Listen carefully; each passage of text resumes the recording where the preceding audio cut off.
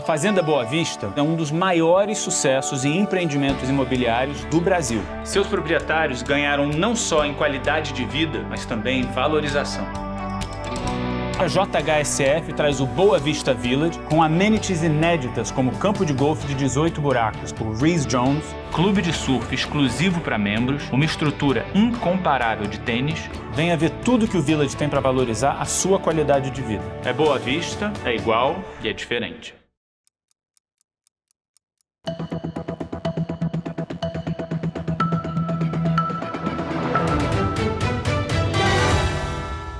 Olá a todos, sejam muito bem-vindos a mais uma edição do Amarela Zonet, programa de entrevistas de Veja. Eu sou Clarice Oliveira e hoje a gente tem o prazer de receber aqui a ex-ministra do Meio Ambiente, Marina Silva. Ministra, muito obrigada pela presença aqui, é um prazer ter a senhora aqui conosco. Obrigada por estar aqui com vocês. Como de costume, me acompanham nesta entrevista dois outros jornalistas. Hoje aqui nessa mesa, Ricardo Galhardo, analista de política da Agência Brasil Alta Frequência e também repórter colaborador do Intercept Brasil. Também aqui ao meu lado, Yuri Pita, que é analista de política da CNN Brasil. Muito obrigada a todos pela presença. Ministra, gostaria de abrir essa nossa entrevista falando de um assunto que está muito aquecido nesta semana. A gente tem aí esse desaparecimento do Dom Phillips e do Bruno Araújo lá na Amazônia e a gente observa aí uma resposta que está por parte do governo brasileiro, que está despertando naturalmente muita atenção internacional. A senhora, tendo atuado muito nessa questão do meio ambiente, acompanhado toda a evolução de outras polêmicas, outros casos que a gente teve na região amazônica, como que a senhora avalia a resposta que o governo do presidente Jair Bolsonaro está dando a esse episódio e o que a senhora acha que a gente pode esperar daqui para frente? Primeiro, é uma situação de horror. É a barbárie em ato, intimidando tudo que é civilizado, tudo que é humano, tudo que é decente, numa das regiões mais vulneráveis do nosso país, que é o Vale do Javari, onde nós temos ali vários grupos indígenas que nunca foram contactados, portanto, altamente vulneráveis, tanto a doenças, quanto aos grupos e as quadrilhas que operam na exploração de ouro, de madeira, de pesca ilegal, de tráfico de armas, de tráfico de drogas. E, de repente, duas pessoas que estavam fazendo o trabalho que deveria ser feito pelo Estado para ajudar a proteger essas pessoas, desaparecem e todos nós já temos aqui no coração uma dor e um peso, porque nós sabemos que quando isso acontece, o final é sempre trágico. E diante dessa tragédia inominável, o que o governo teve a atitude de fazer foi, em primeiro lugar, tentar culpar as vítimas. Como se dissesse, vocês foram para uma aventura num lugar perigoso, isso é problema de quem foi. Como se os cidadãos de bem que estão fazendo o seu trabalho, tanto o indigenista quanto o jornalista, estivessem atrapalhando aqueles que estão ali roubando o Estado, cometendo crimes em prejuízo da vida daquelas populações. Então, a resposta foi altamente ineficiente do ponto de vista da ação do Estado, porque o próprio Exército ficou parado esperando um comando, em vez de fazer o que tinha que fazer. A Polícia Federal agindo com muita dificuldade, que quando começaram as buscas, ainda foi, no caso da Marinha, num lugar ermo, que não era exatamente onde deveria ser. Ineficiente do ponto de vista político, porque essa afirmação que ele fez só empodera os criminosos e não aqueles que precisam ser protegidos. E do ponto de vista humano e ético, inaceitável, porque era um momento de se colocar ao lado das famílias, ao lado do povo brasileiro que quer uma resposta do ponto de vista da punição e da presença do Estado. É lamentável, uma lástima que num momento como esse a gente tenha uma atitude dessa natureza por parte do governo, que só foi agir tardiamente depois da repercussão internacional desse caso. Ministra, casos de violência na Amazônia, infelizmente, não são uma novidade. Esse caso do Dom e do Bruno ele é um caso que ele joga a luz em um problema antigo ou está havendo uma nova escalada de violência na Amazônia? Por quê? Nós temos violência na Amazônia há muito tempo. E se a gente pega esse histórico de Chico Mendes, a irmã Dorothy, de irmã Dorothy, a Bruno e Dom, a violência, inclusive os dados da CPT, mostram que tem aumentado de forma assustadora. Mas é uma violência que agora ela vai para um patamar de uma complexidade incomparavelmente maior do que tudo que já se teve. Porque há um cruzamento entre garimpo ilegal, tráfico de armas, tráfico de drogas e grupos altamente organizados, tanto do ponto de vista nacional quanto internacional. O que exige uma presença forte do Estado, uma capacidade enorme de ação por parte do ICMBio, da FUNAI, da Polícia Federal, do IBAMA, de todos os órgãos de governo que, agindo conjuntamente, ainda é quase uma gota no oceano diante de tudo aquilo que está posto. Agora, imagina tudo isso acontecendo com essa gravidade do crime organizado e o IBAMA sucateado, o ICMBio, a Polícia Federal, que tenta fazer o seu trabalho, mas também encontra muitas dificuldades, inclusive internamente, e sem o suporte que deveria ter, que é daqueles que devem proteger as fronteiras da Amazônia, que é o Exército Brasileiro. Esse discurso hipócrita de nacionalismo primitivo que esse governo tem é hipocrisia, porque defender as fronteiras brasileiras é proteger os índios isolados, é não permitir que roube o ouro, que roube a madeira, que faça daquele lugar e de outros na região terra de ninguém. Então, há uma complexidade e, ao mesmo tempo, uma ausência do Estado e o empoderamento dos grupos criminosos pelo discurso e pela ameaça da mudança na lei. Eu costumo dizer que esse governo faz aquilo que o delegado Ponte chama de corrupção normativa, que é, em lugar de combater o crime, né, para que o criminoso fique em conformidade com a lei, eles tentam mudar a lei para deixá-la em conformidade com o crime. Ministra, a senhora falou um pouco desse papel dos militares nessa região e do quanto esse discurso da soberania é utilizado também para justificar as ações, as políticas ambientais do governo, a postura que tem sido adotada. Queria aprofundar um pouco mais sobre isso. Que papel que a senhora vê das Forças Armadas nessa questão não só de proteção das fronteiras e de uma região estratégica como a Amazônia, mas que papel que elas vêm desempenhando também nesse enfrentamento dessa questão mais complexa, do quanto o crime se tornou mais organizado, do quanto que os crimes ambientais estão entremeados aí a crimes da violência comum, como tráfico de drogas, de armas. O que aconteceu desde dessas questões? Chico Mendes, Dorothy Stang e agora Bruno Pereira e Dom Phillips. Qual foi o papel que as Forças Armadas desenvolveram nesse momento, nessa trajetória que nos levou a essa situação agora? Olha, eu acho que as Forças Armadas, elas têm um papel suplementar.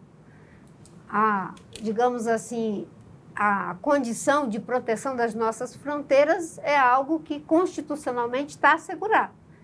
Agora, em relação às ações de fiscalização, de autuação, de crimes ambientais, de crime como os povos indígenas, é uma ação suplementar.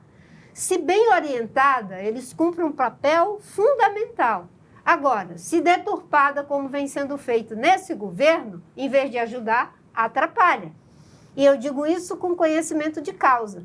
Quando eu fui ministra do Meio Ambiente, nós tínhamos um trabalho de 13 ministérios agindo em relação ao combate ao desmatamento, os crimes ambientais.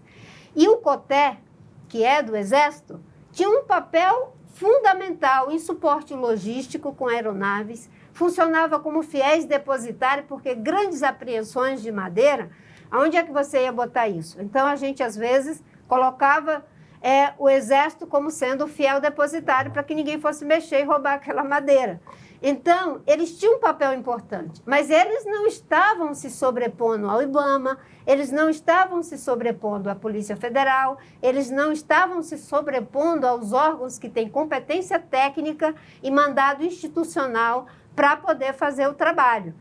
Do jeito que nós temos, é uma usurpação de competência e de recursos, o que tem sido gasto, né, por essas operações que o vice-presidente tem liderado. Essas operações, se tivesse na mão do IBAMA, com servidores que são capacitados, fortalecendo a gestão pública do ICMBio, dando suporte à Polícia Federal e o Exército como uma presença de suporte e de dissuasão, nós teríamos outro resultado. Nós sabemos como fazer e o que fazer. O problema é que esse governo não quer fazer e a única coisa que ele quer é aparentar que está fazendo.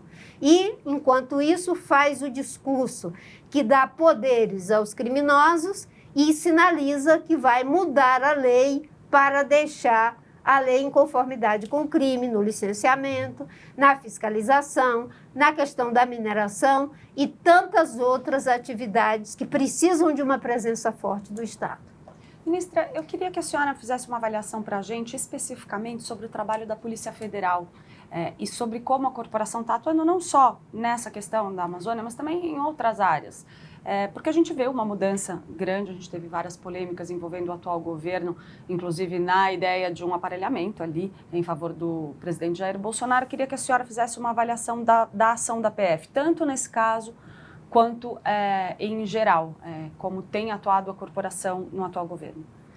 Acho que a Polícia Federal é um caso, assim, uma instituição que conseguiu se ressignificar após a Constituição de 88. Antes, todos nós, não é o seu caso, nem do Yuri, acho que nós dois... Falou que é o caso do Galhardo, já a gente estava nas universidades e sempre tinha um PF fazendo curso de coisa nenhuma para ficar pastorando a gente, certo? Então, era uma instituição que todo mundo tinha ali digamos assim, uma ojeriza à presença. Vem uma mudança significativa e o ministro Márcio Tomás Basto teve um papel muito importante, porque ele pegou o lado da Polícia Federal que queria se ressignificar, fez novos concursos, colocou sangue novo na Polícia Federal e eles conseguiram ressignificar a instituição. E todo aquele trabalho que vinha sendo feito de agir com independência, combatendo crimes ambientais, casos de corrupção e tantas outras questões, eu diria que com esse governo nós tivemos uma regressão. Uma regressão para o tempo do aparelhamento, do uso indevido, perdulário da Polícia Federal, com tanta inteligência e capacidade que ali está para se colocar a serviço de defender os interesses do país. Então, está em disputa. Tem uma parte que resiste heroicamente, com competência e autonomia, e uma parte que se rende ao aparelhamento. E eu espero que a instituição seja preservada independente do governo. A Polícia Federal, o Ministério Público, é uma conquista da Constituição de 88 que deve ser preservada em benefício do interesse público e que essa disputa possa ser vitoriosa em benefício do Brasil, dos brasileiros e dos processos que respeitam os aspectos de constitucionalidade, impessoalidade, legalidade e transparência. Ministra, não só a PF, mas outras instituições também estão passando por um processo de politização. Assim, a gente vê setores muito claramente ligados a um lado ou outro do espectro político, ideológico, no judiciário. O governo que entrar, como que vai lidar com isso, né? Com essa politização de instituições da República que não deveriam estar politizadas? É um grande desafio. É por isso que eu tenho insistido, Galhardo, no seguinte, que a gente tem que fazer um esforço já no processo da disputa de 2022 para legitimar o que se quer fazer após a vitória. Não é uma questão só de mudar de governo, é mudar a realidade. Em alguns casos, é mudar completamente a realidade, em outros, é não permitir que prospere esse aparelhamento, essa tentativa de colocar freios nas instituições que têm que agir com autonomia de acordo com aquilo que estabelece a Constituição Federal e as leis infraconstitucionais. No caso, a Polícia Federal, as Forças Armadas, enfim, os órgãos de segurança do Estado, eles não estão ali para servir o governo, o partido do governo. Eles estão ali para servir o interesse do Estado brasileiro a serviço, né, daquilo que a Constituição estabeleceu que é a sua função. Então, é um desafio grande, há uma grande cooptação, você tem uma quantidade enorme de pessoas ligadas às Forças Armadas dentro do aparelho de Estado. Não estou dizendo que as pessoas que são ligadas às Forças Armadas não tenham competência para estar nos lugares. Eu conheço muitas pessoas que são competentíssimas. O problema é a natureza dessa ocupação, que tem objetivo de intimidar as instituições públicas e a sociedade que quer um governo civil, não é, em que as Forças Armadas estão submetidas a esse governo civil.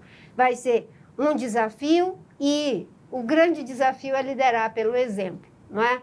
A gente só combate aquilo que a gente quer combater mostrando na prática o contrário. Então, eu, quando era ministra, tive boas experiências com todos esses órgãos trabalhando juntos. E eu me lembro que as operações da Polícia Federal, nós fizemos 25 grandes operações da Polícia Federal, por exemplo, prendemos 725 pessoas, 125 funcionários do IBAMA, que estavam envolvidos em casos de corrupção. E naquele trabalho, a gente tinha ali uma sinergia tamanha que durante todo esse período nunca uma operação vazou. Por isso que o sucesso foi tamanho, porque havia, de fato, né, um orgulho das pessoas que estavam à frente das instituições de forma republicana, sem fazer pirotecnia. Ninguém nunca me viu na frente de uma operação fazendo fotos, qualquer coisa. Nós fazíamos um trabalho com base na Constituição, no princípio da impessoalidade. Prender 725 pessoas é algo grandioso. Implodir 86 pistas clandestinas, tirar 25 milhões de hectares de unidade de conservação em área de conflito. Era quase que uma guerra que a gente vivia o tempo todo. Mas fazer aquilo de forma republicana fez com que o Brasil fosse até hoje o país que mais contribuiu em reduzir CO2. Deixamos de lançar na atmosfera 5 bilhões de toneladas de CO2, fomos responsáveis por 80% de todas as áreas protegidas criadas no mundo de 2003 a 2008. Isso é um reconhecimento enorme. E isso foi feito com poucos recursos financeiros, muito compromisso ético, muita capacidade técnica de 13 órgãos do governo federal, em parceria com a sociedade civil, com a academia e com o trabalho imprescindível da imprensa, que dava sustentabilidade política e social para aquilo que a gente estava fazendo. Agora, ministra, a gente está relembrando aqui, claro, várias conquistas do tempo em que a senhora permaneceu no Ministério do Meio Ambiente, mas a senhora saiu do governo também demonstrando ali bastante incômodo com alguns pontos, como, por exemplo, a política de licenciamento ambiental. Havia divergências entre a senhora e, na época, então, também ministra Dilma Rousseff. Isso tudo acabou vindo a público. E depois disso, a gente observou aí uma sucessão de problemas ali emergirem dentro do governo do PT.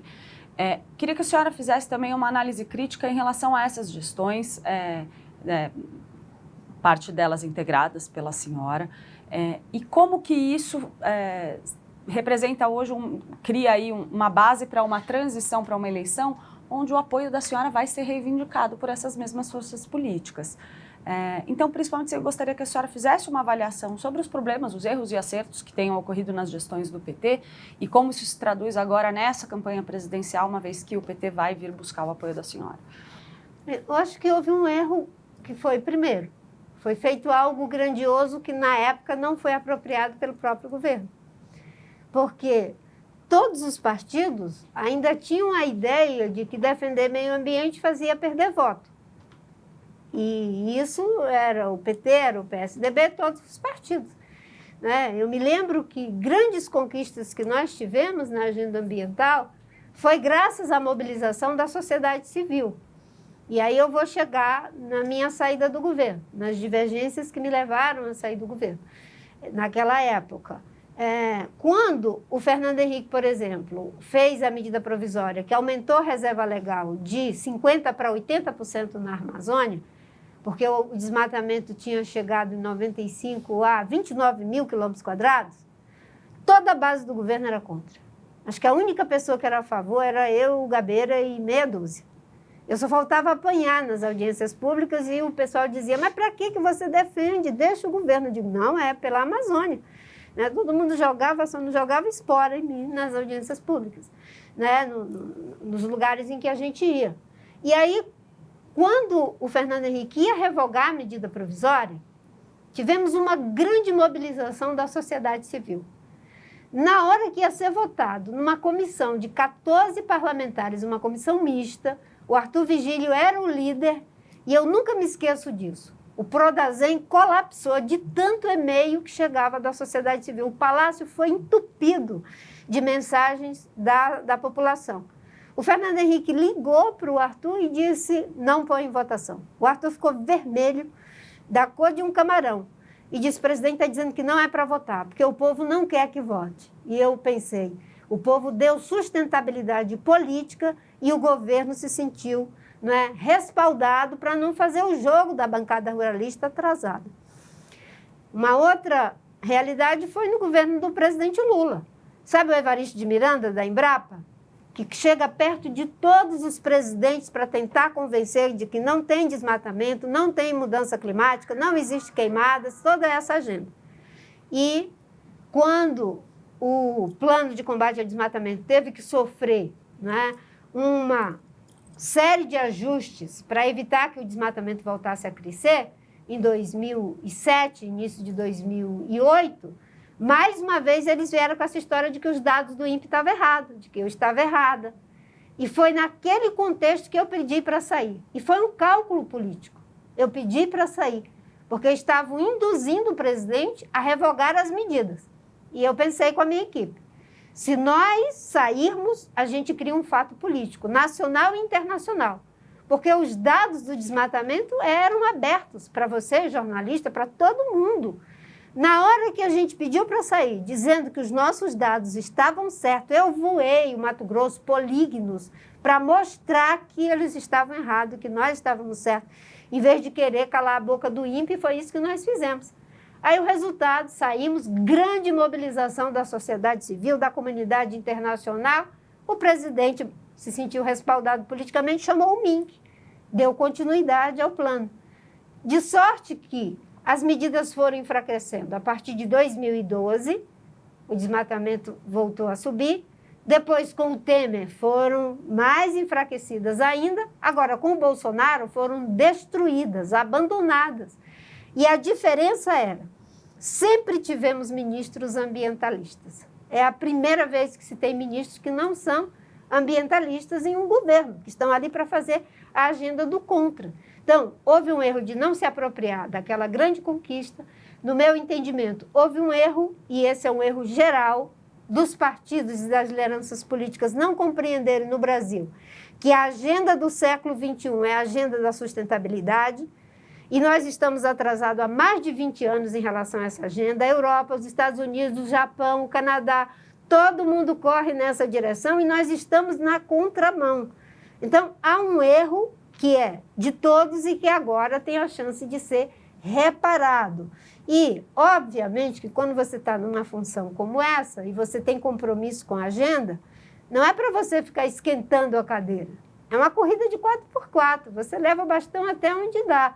Quando não dá, passa para outro. E eu passei para o Mink, ele foi levando, depois a Isabela, depois o Zequinho.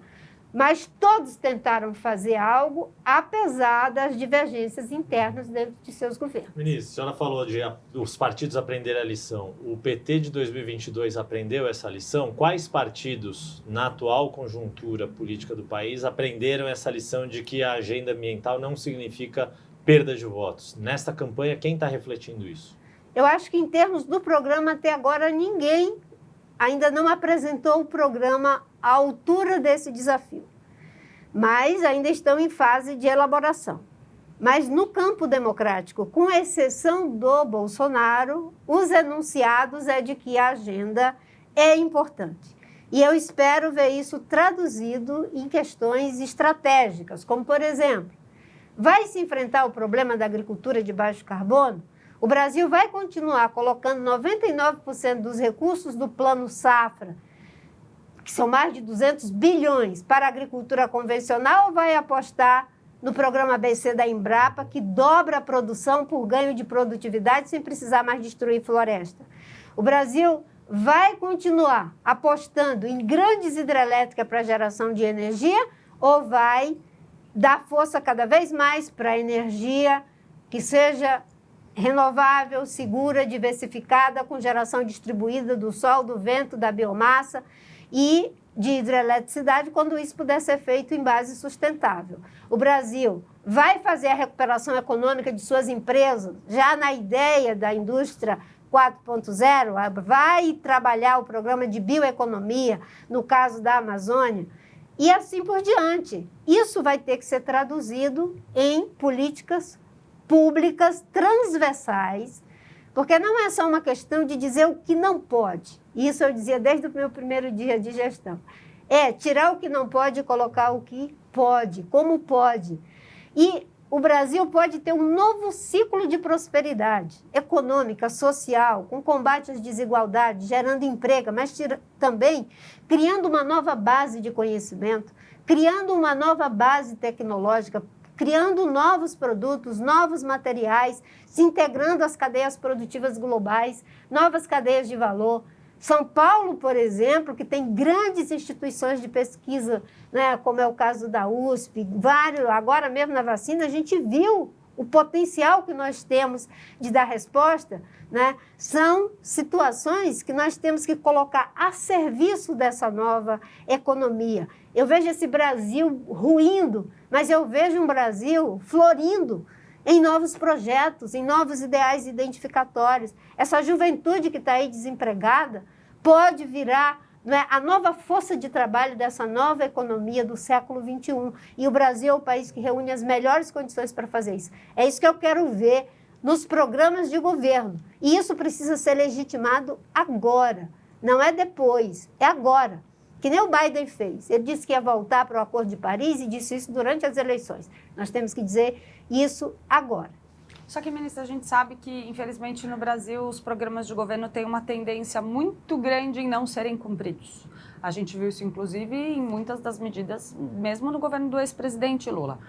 A sensação que eu tenho aqui ouvindo a senhora é de que a senhora vai dar um chá de cadeira aí no ex-presidente Lula para decidir se vai apoiá-lo ou não e aguarda essas respostas, sabendo que o PT tem indicado aí que gostaria de começar a eleição pelo segundo turno. Eles dizem que gostariam de unir forças já numa primeira etapa da eleição para derrotar o bolsonarismo. Esse é o argumento deles. Eu gostaria de saber se a senhora vai mesmo, então, aguardar a apresentação formal de programas de governo e de propostas que convençam a senhora a garantir esse apoio na corrida presidencial.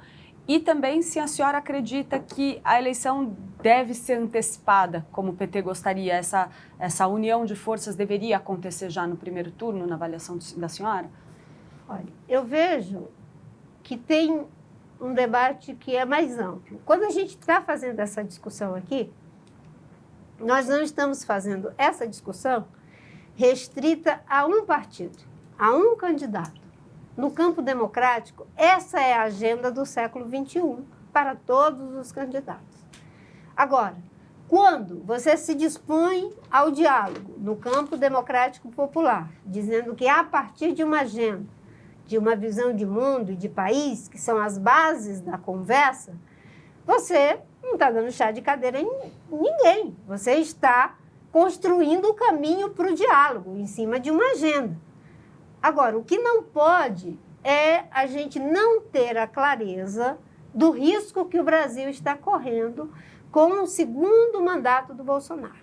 O Brasil não aguenta o segundo mandato do Bolsonaro. O Bolsonaro está fazendo uma guerra. A gente vê a guerra na Ucrânia, indizível, terrível, porque a gente consegue ver aquelas imagens impensáveis em pleno século XXI.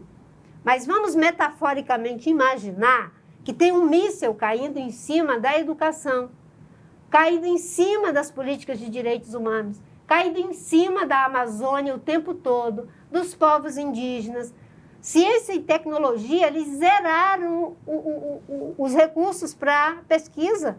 É um absurdo que o país que reúne as melhores condições para o novo ciclo de prosperidade do mundo não investe em conhecimento, em tecnologia e em inovação.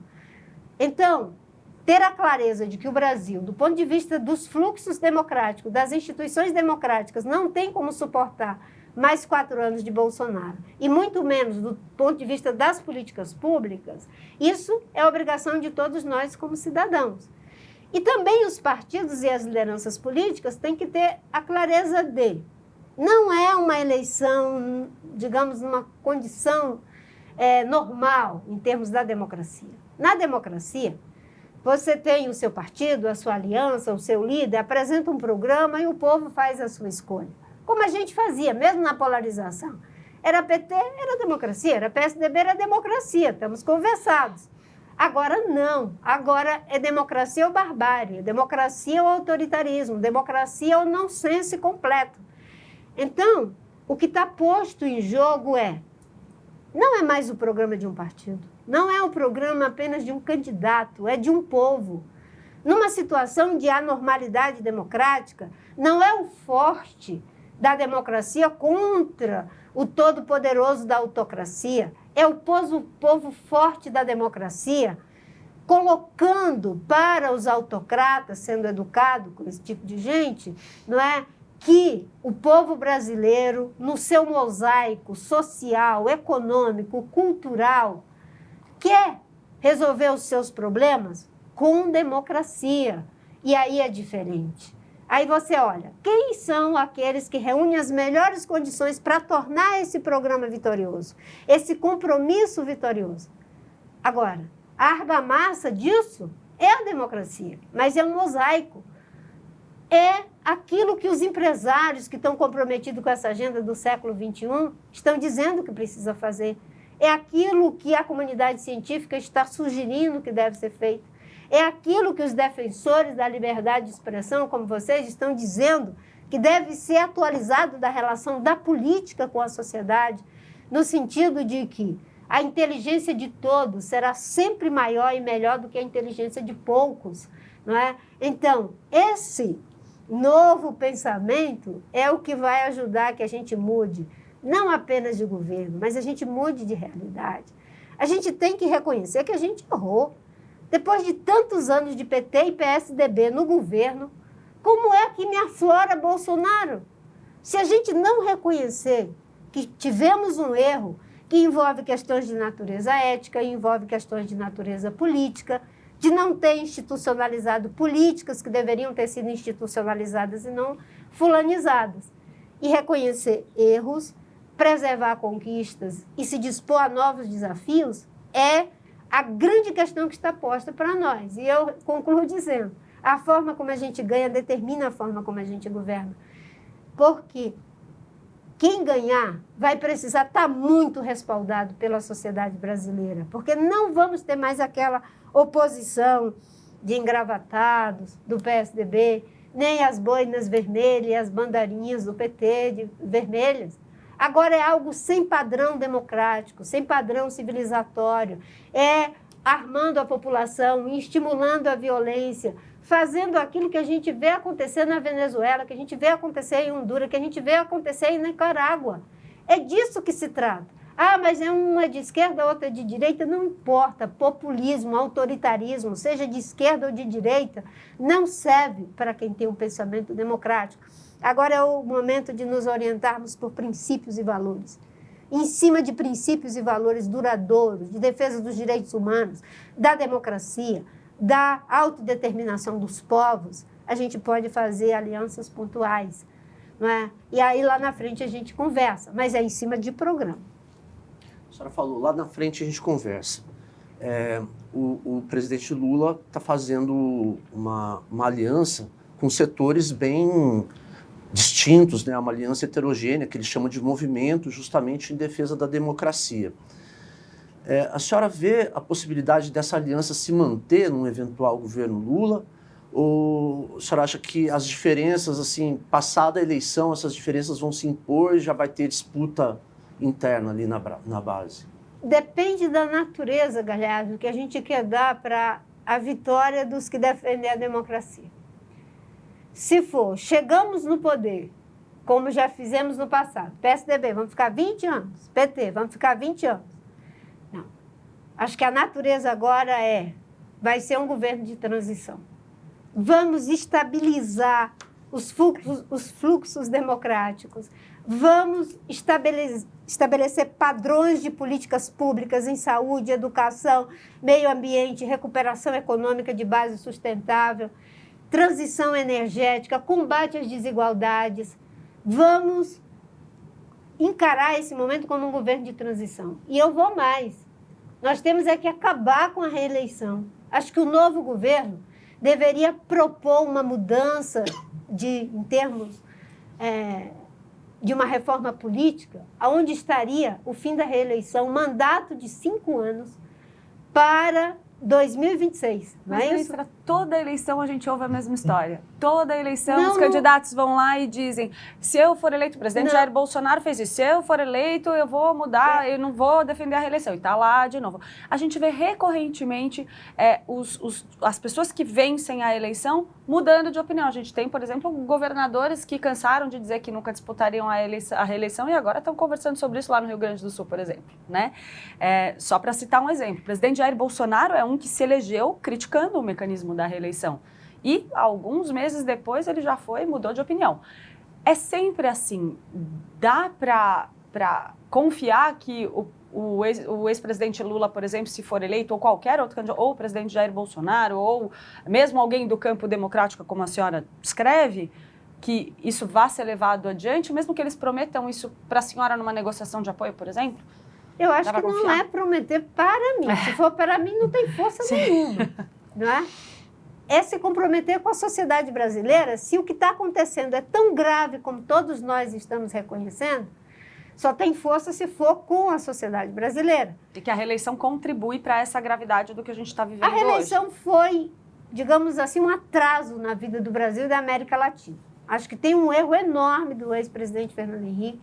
Eu tenho uma admiração, amizade com o Fernando Henrique, mas foi um erro abissal essa história de reeleição, porque as pessoas pararam de fazer o que é necessário para o país e só faz o que é necessário para se reeleger. Se tiver que fazer maquiagem, pedalagem, o que for, pedaladas, o que for, vai fazer para se reeleger. E no caso do Bolsonaro, ele foi ao extremo. Se tiver que flertar com um golpe, com polícia, com milícia, com tudo junto, vai fazer. Então, o que eu estou propondo, isso é desde 2010. Eu dizia, não é? Aliás, o que o Bolsonaro diz de manhã, como disse um vereador no interior de um estado do Nordeste, não serve para de tarde, certo? Então, se ele disse isso durante a campanha, enfim, é o Bolsonaro falando coisas que ele mesmo não tem compromisso com aquilo que ele diz. Agora, eu defendi o fim da reeleição como sendo algo importante, mandato de 5 anos sem reeleição. E quem foi eleito para esse momento de transição não vai ficar 5 anos, é os 4 anos, vai servir só para o próximo. Aí sim, a gente estabelece uma recomposição dos fluxos democráticos, um novo pacto político. Não dá para a gente sair do presidencialismo de coalizão, que já era, usando um termo bem nordestino, né? Uma esculhambação, para o parlamentarismo de usurpação, porque o Centrão usurpou as funções do Executivo e agora ele versa sobre orçamento, ele controla o orçamento público. É um novo pacto político que não passa por esses sujeitos difusos que sequestram a democracia e a institucionalidade do país. Então, é um novo acordo político, um governo de transição, aonde você vai conversar naquilo que eu chamo, né, de um governo de proposição, em cima de propostas. Conversa PT, PSDB, MDB, os democratas, em cima de propostas, mas não são propostas perdulárias. É aquilo que coloca o país em ação, né? Que busca novos ideais identificatórios. Qual é o grande ideal identificatório desse século? Né? É a sustentabilidade econômica, social, ambiental, cultural. É o Brasil fazer o dever de casa, entrar na OCDE. É o Brasil fazer o dever de casa, fazer o acordo com o Mercosul. É o Brasil fazer o dever de casa e ser o país que pode ser a maior produção agrícola do mundo de base sustentável. Isso é perfeitamente possível. Essa transição é o que pode ter as bases estabelecidas. Aí, quando eu digo depois a gente conversa, é sobre as nossas diferenças. Agora, sem esquecer as divergências, vamos tratar dessas convergências. E depois o povo decide acabar com essa história de projeto de poder tão maravilhoso que só funciona comigo. Um projeto de poder maravilhoso na democracia pressupõe alternância de poder. O que precisa acontecer é a institucionalização das políticas e não a partidarização, a fulanização. Mas também não foi essa ideia de perpetuar o projeto de poder que fez com que o ex-presidente Lula e a ex-presidente Dilma Rousseff jogassem contra a senhora de uma maneira que foi entendida ali pela sua campanha, pelos seus aliados, como muito baixa naquela eleição, que a senhora aparecia ali com possibilidade, com potencial de levar a disputa presidencial, cresceu muito, ascendeu muito ao substituir Eduardo Campos, e a gente viu um jogo muito pesado por parte do PT, liderado ali pelo marqueteiro João Santana também. Não foi justamente a ideia de perpetuar esse projeto de poder? Como a senhora encara a possibilidade de um novo governo se iniciar agora? Não pode ser um reinício dessa mesma ideia de perpetuar o PT no poder? Ou mesmo que não seja só o PT, vamos supor, imagino que o ex-ministro Ciro Gomes também já tenha procurado a senhora ou tenha feito acenos para a senhora, inclusive chegou a querer a senhora como vice também. Queria que a senhora falasse um pouquinho sobre o risco que a gente corre desse campo democrático também, que a senhora descreve como esse campo democrático, também querer se perpetuar no poder daqui para frente e voltar a fazer o mesmo jogo do passado? Olha, o que eu estava falando é exatamente na contramão disso aí. Quando eu digo é acabar com reeleição, é um governo de transição, é estabelecer quais são as bases dessa transição para que depois a sociedade decida, porque numa democracia a alternância de poder é necessária e é fundamental. O que a gente tem que ter é políticas de longo prazo nos nossos curtos prazos políticos. Eu não posso ter um Bolsa Família que era só do PT, tem que ser da sociedade brasileira. Eu não posso ter uma política econômica que só funcionasse com o PSDB, tem que ser do povo brasileiro. A gente não vai negar a autoria, mas a gente não pode fulanizar as políticas públicas. Por isso que o PPCdão, o Plano de Prevenção e Controle do Desmatamento, ninguém nunca chamou de Plano Marina. Eu nunca quis esse tipo de coisa. Por quê? Deve existir, e eu sou grata a Deus e o povo brasileiro, muitas pessoas que me respeitam, mas tem uma boa parte que não. Agora, o plano tem cidadania própria, tem identidade própria, é um patrimônio do povo brasileiro, porque foi feito com competência e dinheiro do povo brasileiro. É a institucionalização das políticas, é política que não sejam pendulares, que não muda porque mudou o governo. A autonomia da Polícia Federal tem que ser no governo do PT, do PSDB, do PMDB, do PCdoB, de qualquer governo. A autonomia do Ministério Público, ter políticas públicas que sejam capazes de compreender o papel estratégico da Amazônia para o Brasil, para a América do Sul e para o mundo. A Amazônia é responsável pela chuva de 70% do PIB da América do Sul, certo? Isso não é pequena coisa. Soberania pressupõe responsabilidade. Isso só é possível se a gente tiver essa visão de que eu vou estar aqui e quando eu sair, quem vai chegar pode continuar essas políticas. Um dos aprendizados é nunca mais a gente amaldiçoar a boa herança e nem se tornar conivente com a herança que é indesejável. E a gente receber a boa herança como legado. Aliás, a palavra herança está errada. Não é herança, é legado. Ministra, vou aproveitar o gancho até porque parece em alguns momentos, eu concordo em boa parte do que a senhora está falando em termos de discutir políticas de Estado e de forma institucional, Mas para aproveitar o contexto, temporada nova de Borgen, parece que a gente está falando da Dinamarca e não do Brasil, que tem o orçamento secreto, que tem o Centrão, que tem RP9, e que justamente políticas que eram de um governo passam a ser absorvidas pelo sucessor. A senhora falou do Bolsa Família, talvez seja um exemplo de política muito bem sucedida, mas que teve uma origem no Bolsa Escola do governo Fernando Henrique, ganhou a dimensão que ganhou por méritos do governo do PT, e o governo Bolsonaro, tentando colocar o Auxílio Brasil no lugar. Como fazer isso, de fato, se tornar o debate desta campanha eleitoral num momento que está tão polarizada e entre dois nomes tão fortes quanto um ex-presidente com a força que Lula tem e o atual presidente com a força que o Bolsonaro tem. Como fazer essa discussão, que do ponto de vista institucional é importante, trazer para a rua da campanha. E como a senhora disse, uma campanha num momento que não é mais só o jogo democrático, que as disputas entre os diferentes estão praticamente chegando às vias de fato. Olha, primeiro fazendo aquele deslocamento que eu falei. Não é o forte da democracia contra o forte da autocracia. É o povo forte, é o programa forte, é a proposta forte, porque está lastreada na sociedade brasileira. Esse deslocamento que precisa ser feito, porque a forma como a gente ganha determina a forma como a gente governa. Se quem ganhar essa eleição for um projeto de país legitimado pela sociedade brasileira, nas suas mais diferentes conformações, pode ter certeza, esse forte aqui é diluído. Ele é muito mais poderoso do que a figura, né, autocentrada do Bolsonaro, não é, que está aí, é um presidente... Mas essa desconfiança no PT que a Clarice estava apontando agora, não dificulta isso? Que gestos que o PT tem que fazer para tirar essa desconfiança de que não vai ser a reeleição? O ex-presidente Lula tem que falar para a senhora quando ele procurar a senhora para a eleição, para convencer a senhora a apoiá-lo na corrida presidencial, por exemplo? Olha, eu não estou buscando um convencimento meu pessoal. Ah, mas ele vai buscar, ministra. Não, ele vai. Para convencer a Marina e mais... Ele já está fazendo um trabalho de formiguinha ali. Existem chaves de conexão, certo? Vamos pegar a última eleição. Eu tive 1%, como muita gente gosta de repetir, certo? Eu tenho muito orgulho desse 1%, certo? Assim como eu tenho muito orgulho dos 19 milhões e 600 mil votos, dos 22 milhões e 600 mil votos, certo?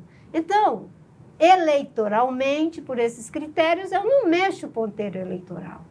Mas existe um terço da sociedade brasileira que quer encontrar um caminho, que não quer ouvir dizer que está tudo bem, que não aconteceu nenhum problema. Nos anos todos em que os dois partidos da social-democracia ocuparam o poder e depois deles flora o Bolsonaro, né? Aparece o Bolsonaro, aflora, não é flora, aparece o Bolsonaro. As pessoas querem um espaço de conectividade, por isso que eu estou dizendo, é um deslocamento, é para o programa, é para o projeto. Né? Eu diria que agora mudou a equação, não é Lula lá, é o povo brasileiro lá, certo? Para fazer essa transição que o Brasil precisa. E, nesse sentido, acho que a gente aprender com o erro que a gente tem, eu concordo, a gente tem um centrão, mas é por isso que tem que dizer que tem um novo pacto de governabilidade.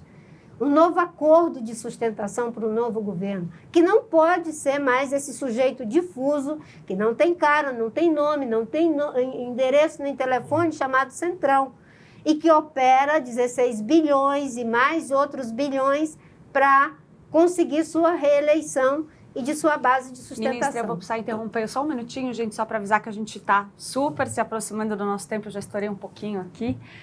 Eu vou abrir uma última rodada de perguntas, começando aqui pelo Galhardo, que já está ansioso aqui do meu lado.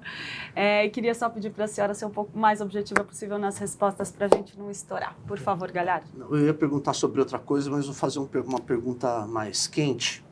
No sábado, com a participação da senhora, a rede... declarou apoio à candidatura de Fernando Haddad para o governo de São Paulo. Não é segredo para ninguém que a senhora é a preferida dele para ser a candidata a vice. Por outro lado, a senhora também tem falado com pessoas sobre ser candidata a deputada federal, já tomou todas as medidas legais para ser candidata a deputada por São Paulo. Então, a minha pergunta bem objetiva é se a senhora foi convidada pelo Fernando Haddad para ser candidata a vice, se a senhora aceitaria esse convite ou se a senhora vai ser mesmo candidata a deputada. Olha, o ex-ministro Fernando Haddad, que temos uma relação de amizade desde a época do Ministério do Meio Ambiente com o Ministério da Educação, trabalhamos muito juntos, a rede fez um processo por unanimidade de entender que para a alternância de poder em São Paulo, a melhor alternativa é a candidatura dele. Eu vou repetir aquilo que ele disse no programa Roda Viva e que eu tenho concordância. Estamos num campo político em que está o PCdoB, está o PV, o PT, a Rede, o PSOL e eu espero que o PSB. E tem um diálogo com o ex-governador Márcio França que todos nós queremos que seja exitoso. Então, estamos torcendo para que isso se viabilize da melhor forma possível, porque esse é o momento de fortalecer o projeto, não são as pessoas. E eu estou fazendo de tudo para contribuir para que essa realidade de estarmos todos juntos possa acontecer. A rede tem priorizado, sim, esse debate de como levar mais quadros para o Congresso, para a agenda da saúde, da educação, do meio ambiente. Nós já temos excelentes parlamentares como Randolph e Joênia e queremos ampliar essa base no Congresso e eu estou me dispondo, no diálogo com a rede, a fazer esse debate. Como você disse, tomei as providências, vou ter que bater o martelo nessa decisão de sair de fato candidata a deputada federal. Tem data pelo já? Estado. A senhora se pôs um prazo para bater esse martelo? Não tenho muito tempo, né? Temos aí alguns dias para tomar essa decisão. E o que eu quero é ajudar no programa, ajudar a viabilizar, digamos, o maior arco de forças em bases programáticas para fazer com que São Paulo ajude cada vez mais o Brasil a ir para a agenda do século XXI. É o Estado que reúne as melhores condições para fazer isso. E dessa vez a locomotiva não pode deixar nenhum vagão para trás. Não podemos ter mais de 40 mil pessoas em situação de rua no estado mais rico do nosso país. Não podemos ter crianças de 5 anos abaixo com graves problemas de desnutrição, como temos no estado de São Paulo. Yuri.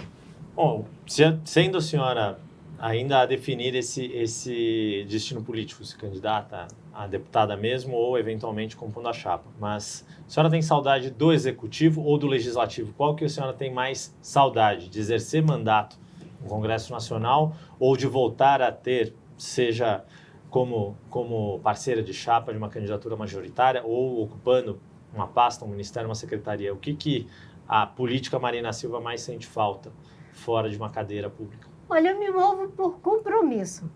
Eu dei uma grande contribuição, não tenho dúvida, na agenda da sustentabilidade, uma série de leis. Eu fui autora do primeiro projeto de lei de acesso aos recursos da biodiversidade no Brasil, talvez na América Latina. Não é? Então, trabalhei durante 16 anos no Senado, fui 5 anos e meio e 13 dias ministra do Meio Ambiente.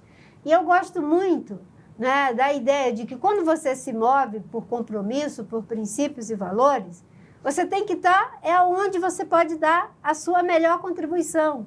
E eu sou aberta para essa contribuição. Quando eu saí do Legislativo para ir para o Executivo, eu sabia. Eu vou lá com o compromisso histórico que eu tenho de vida com o Chico Mendes, com os povos indígenas, com a Amazônia, com o meio ambiente. E fizemos o trabalho que fizemos. Agora, né, eu não fico na expectativa de repetir o que eu já fiz como senadora ou como ministra. Eu sempre encaro a minha contribuição como um processo vivo, singular, particular, que dialoga com o que está acontecendo na realidade de hoje. E hoje há um grande apelo, sim, de que a gente tenha uma boa bancada. Aliás, eu possivelmente possa vir a ser candidata a deputada federal, mas eu torço para que a gente tenha, nos mais diferentes partidos, os melhores nomes para ir para aquele congresso, que são, na Câmara, 513 vagas, no Senado, 81 cadeiras. Na rede mesmo, eu insisti muito para o Ricardo Galvão ser nosso candidato a deputado federal. E eu, se for candidato, eu vou fazer a minha campanha dele, porque eu quero ele como deputado federal defendendo a ciência, a tecnologia, a inovação. Aliás, uma boa discussão pode ser feita com ele sobre essa agenda que, nesse mundo negacionista, está empurrando o Brasil para trás. Ministra, para encerrar, a gente ouve com muita frequência dentro do PT, por exemplo, que eles lamentam muito que não haja um diálogo hoje em dia com o ex-ministro Ciro Gomes, porque dizem que, caso ele se retirasse da disputa, quem sabe seria possível derrotar o bolsonarismo já no primeiro turno. Queria saber o que a senhora diria para Ciro Gomes nesse momento, diante do atual cenário. A senhora acha que ele tem que se manter na disputa ou deve pelo menos conversar sobre uma composição com outras forças? Que conselho a senhora daria para ele nesse momento, pensando na experiência que a senhora já teve em eleições anteriores, por exemplo? Olha, na democracia é legítimo que os partidos, numa eleição em 2 turnos, apresentem suas candidaturas. E se a compreensão de que a melhor forma de contribuir e fortalecer a democracia é com uma candidatura, discutindo e debatendo um programa com a sociedade, é legítimo. E eu acho que a gente não pode transformar essa eleição, no campo democrático, numa eleição de bodes expiatórios. Não, nós perdemos, a culpa foi de fulano. Nós temos que ganhar e dizer que a grande vitória foi de todos os democratas. E eu espero que nessa grande vitória esteja inscrito ali o nome da Simone, que é bom que tenhamos uma mulher na disputa, o nome do Ciro, o nome do ex-presidente Lula, o nome dos demais candidatos, da Vera, do Campo Democrático, digamos, assinando essa vitória do povo brasileiro. E a gente não trabalhar com a visão autoritária de que os demais projetos são excludentes. Eu não gosto nem da ideia de complementariedade. Eu diria que são suplementares. Se não forem no primeiro turno, poderão ser no eventual segundo turno. Mas o campo democrático tem que entender que, nesse momento, não vale repetir o que se fez na prática. A polarização não deixou florescer nada. E a gente foi brincando ao extremo, entre PT e PSDB, sufocando tudo que pudesse florescer embaixo dessa polarização. Só que esse extremo agora chegou ao lugar onde jamais poderíamos ter ido, que é democracia ou ditadura, democracia ou barbárie. Isso não pode acontecer. Então, a gente não pode ter uma eleição em que a gente já fica encontrando um bode expiatório. Vamos reparar os erros, preservar as conquistas e encarar os novos desafios, entendendo que a democracia precisa de diversidade, de um ecossistema diverso, saudável, e que a gente tem que não quebrar as pontes, porque a política não se faz apenas em eleições. As eleições são resultado das relações que a gente é capaz de construir, sobretudo nos intervalos. Ministra, felizmente o nosso tempo acabou. Queria agradecer muito a presença da senhora aqui, inclusive se recuperando da Covid-19, que a senhora foi contaminada recentemente. Isso. É um prazer ter recebido a senhora aqui. Eu que agradeço a vocês por essa oportunidade. Queria agradecer também aos meus colegas aqui, Ricardo Galhardo e Yuri Pita, e agradecer a todos vocês que acompanharam mais esta entrevista do Amarelas On Air. Lembrando que esse programa é oferecido pela JHSF, que a gente volta sempre todas as semanas com um novo entrevistado. Eu volto com vocês na semana que vem. Até lá!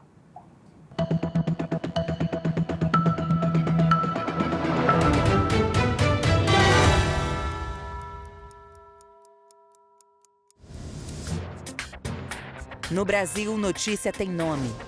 Veja. Veja investiga. Confere. Apresenta o fato e as consequências. Veja. Quem lê, sabe.